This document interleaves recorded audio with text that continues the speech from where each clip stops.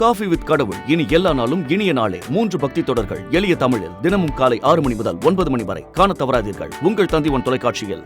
தமிழகத்தில் அடுத்த 7 நாட்களுக்கு ஒரு சில இடங்களில் மிதமான மழை பெய்யும் என சென்னை வானிலை ஆய்வு மையம் தெரிவித்துள்ளது. தமிழகத்தின் தென்காசி, நெல்லை மற்றும் குமரி மாவட்டங்களில் ஒரு சில இடங்களில் இன்று கனமழை பெய்ய வாய்ப்புள்ளதாக தெரிவிக்கப்பட்டுள்ளது. அதே நேரத்தில் இன்று முதல் 31ஆம் தேதி வரை 7 நாட்களுக்கு தமிழகம் மற்றும் புதுச்சேரியில் ஓரிரு இடங்களில் லேசானது முதல் மிதமான மழை பெய்யக்கூடும் என்றும் கூறப்பட்டுள்ளது. அதே நேரத்தில் 29ஆம் தேதி வரை அடுத்த 5 நாட்களுக்கு தமிழகம், புதுச்சேரியில் அதிகபட்ச வெப்பநிலை 2 முதல் 3 டிகிரி செல்சியஸ் படிப்படியாக உயரக்கூடும் எனவும் தெரிவிக்கப்பட்டுள்ளது. இதனிடையே தமிழகத்தில் அதிகபட்ச வெப்பநிலையாக சென்னை மீனம்பாக்கத்தில் 39.5 டிகிரி செல்சியஸ் பதிவாகியுள்ளது. குமரிக்கடல் பகுதிகள், மன்னார் வளைகுடா மற்றும் அதனை ஒட்டிய கடலோர பகுதிகளில் சூறாவளி காற்று 55 கிலோமீட்டர் வேகத்திலும் இடையிடையே 65 கிலோமீட்டர் வேகத்திலும் வீசக்கூடும்.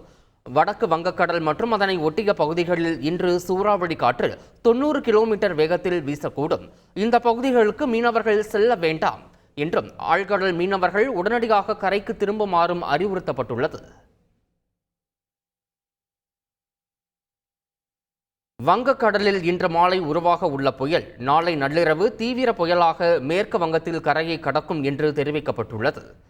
மத்திய வங்கக்கடல் பகுதியில் வலுப்பெற்றுள்ள ஆழ்ந்த காற்றழுத்த தாழ்வு மண்டலம் மேற்கு வங்கத்தின் சாகர் தீவில் இருந்து 440 கிலோமீட்டர் தெற்கு தென்கிழக்கே மையம் கொண்டுள்ளது.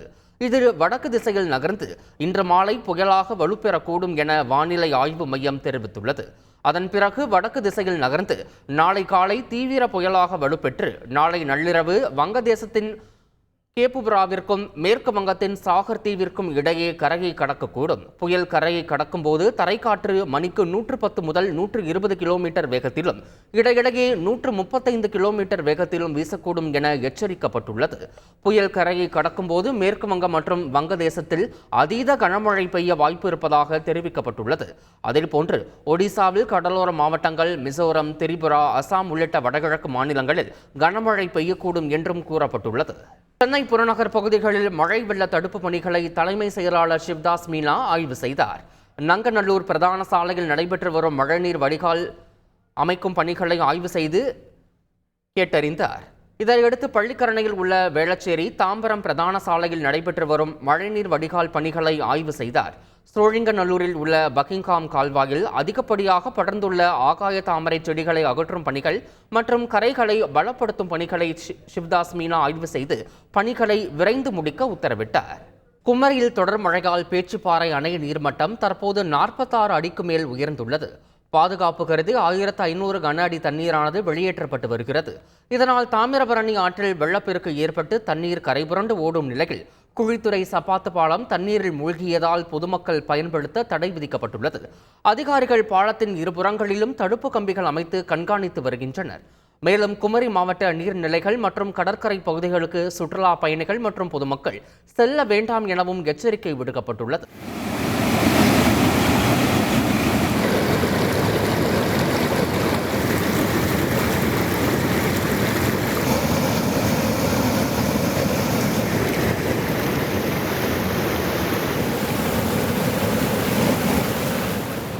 கன்னியாகுமரி மாவட்டம் முழுவதும் விடிய விடிய கனமழை பெய்ததால் திருப்பரப்பு அருவியில் சுற்றுலா பயணிகள் குளிக்க 7வது நாளாக தடை நீடிக்கிறது. பேச்சிப்பாறை, திருப்பரப்பு, குலசேகரம், திருவட்டார் உள்ளிட்ட இடங்களில் பலத்த மழை பெய்ததால் பேச்சிப்பாறை அணையில் இருந்து 1600 கன அடி உபரி நீர் திறந்து விடப்பட்டுள்ளது. இதனால் திருப்பரப்பு அருவியில் வெள்ளப்பெருக்கு ஏற்பட்டுள்ளதால் சுற்றுலா பயணிகள் பாதுகாப்பு கருதி தடை நீட்டிக்கப்பட்டுள்ளது.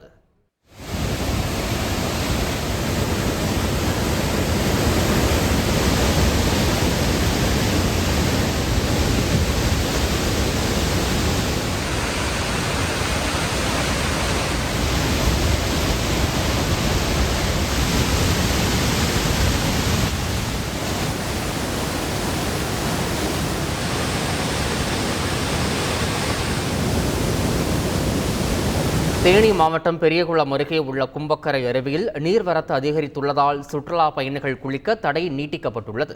கடந்த 19ஆம் தேதி முதல் கும்பக்கரை அருவியில் நீர்வரத்து அதிகரித்தே காணப்படுவதால் சுற்றுலா பயணிகள் நலன் கருதி தடை விதிக்கப்பட்டுள்ளது.